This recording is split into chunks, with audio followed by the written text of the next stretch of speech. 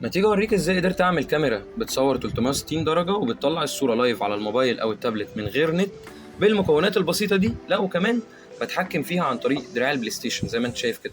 لو حركت الجويستيك لفوق تبدأ تتحرك معايا لفوق، حركته يمين تتحرك معايا يمين، حركته شمال تتحرك معايا شمال.